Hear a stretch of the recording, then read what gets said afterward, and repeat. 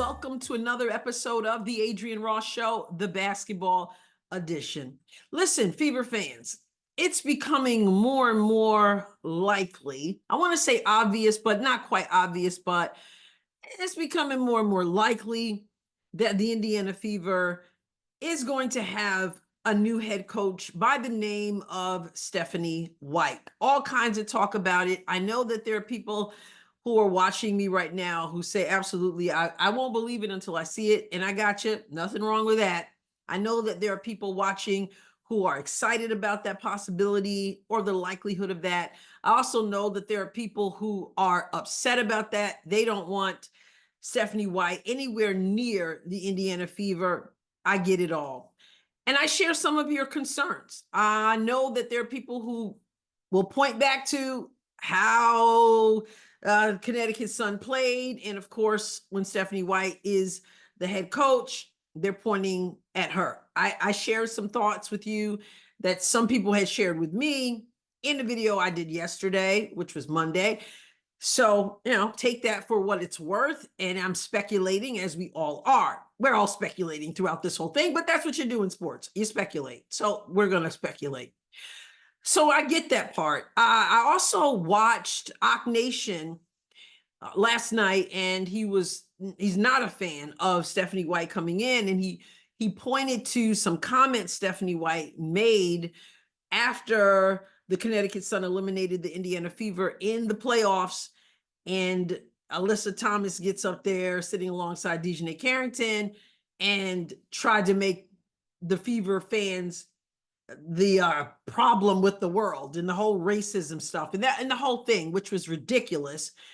The inability to be able to separate fans from trolls, etc. We've talked about it numerous times, but Nation last night, in pointing out that he wasn't a fan of Stephanie White coming to the Fever, he pointed to something that I totally forgot that Stephanie White has said. She had been asked about those comments and from her players, and she appeared to validate what they were saying that there's racism and sexism and homophobism, if that's a word, right, in the world, and then seemed to try to tie that into what these players have gone through. And I don't know everything these players have gone through. I just know that there's been a lot of talk, painting with the broad brush, and really not much evidence of it. Either way, you cannot put on fans. I'm a fan, right? You're a fan. Are we out there being racist and sexist and all that stuff? So again, trolling versus fan, that's important.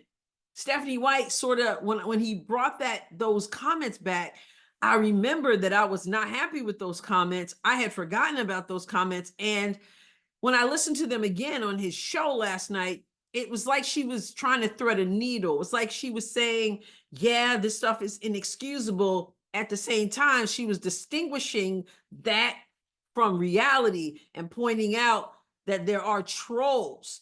So it was kind of muddy how she was trying to express herself. I don't know. I didn't like it. So when I saw his video, I'm like, yeah, I remember that. We definitely wouldn't want a coach to come in and think horrible things about Indiana Fever fans. So this could all be a part of, I got to speak the language. I got to say what they want me to say, or I don't know. It was kind of muddy. So I understand some of the concerns. I said all that to say I understand some of the concerns. But this is what I want to point out today. This is Caitlin Clark's team. If you're going to bring in a new president, a new general manager, a new head coach, you obviously are looking to build around Caitlin Clark. And so, wouldn't it stand to reason that you're only going to bring in someone your franchise player gives the nod to?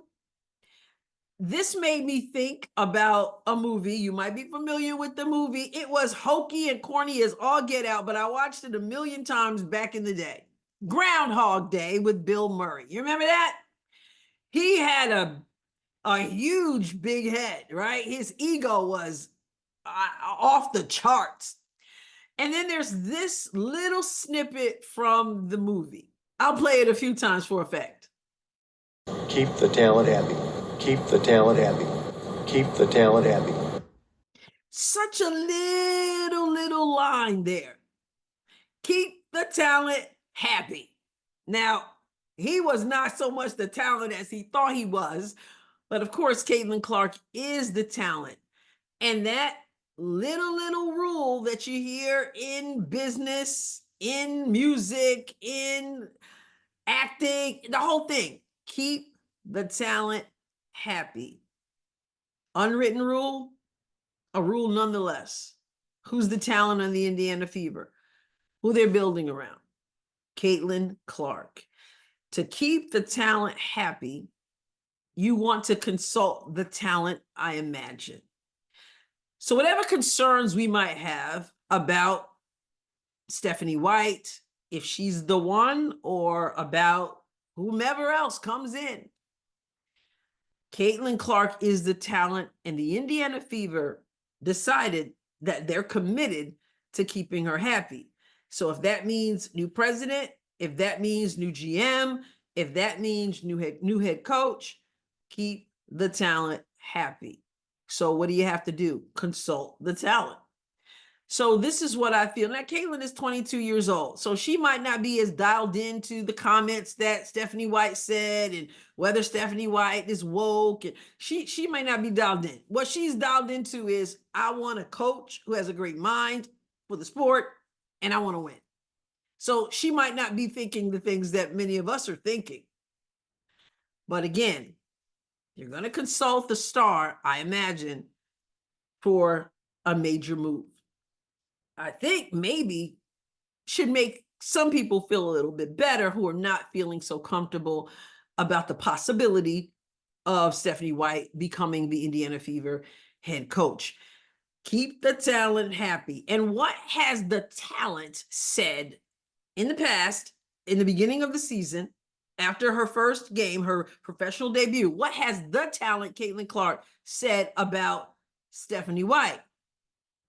Here's what she said. But I noticed that the first person that you greeted from the Connecticut team was actually head coach Stephanie White. What was that like to just be able to catch up with her in your pro debut?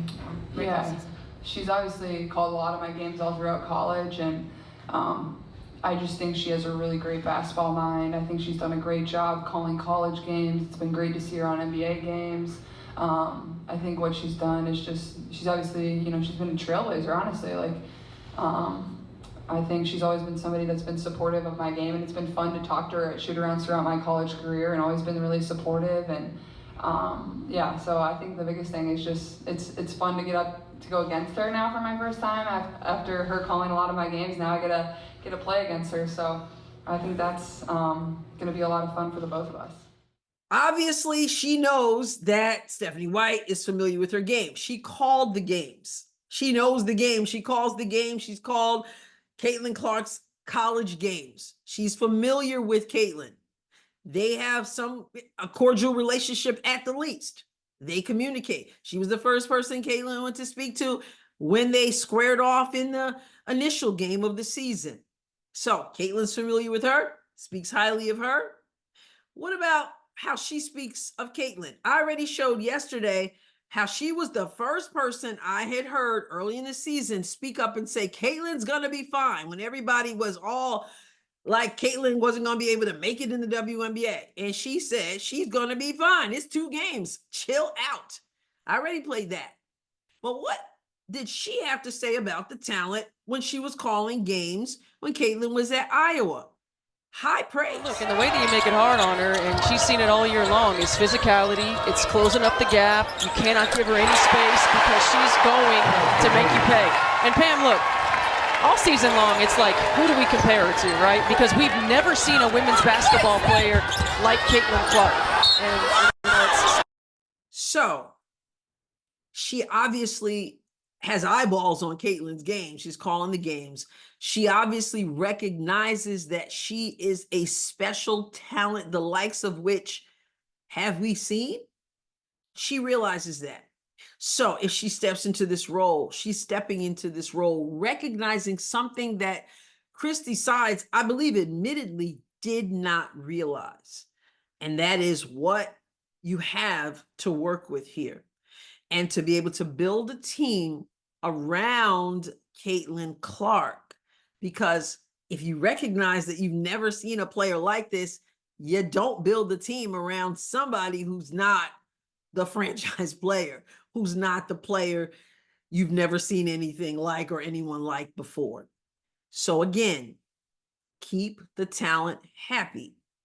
I get the feeling that the new leadership in this organization, the president, the GM, et cetera, they understand that you got to build around the person worth building around, the franchise player, the generational player, the talent, Caitlin Clark. So I got to believe that they're not making any moves in terms of head coaching that Caitlin has not said yes and amen to.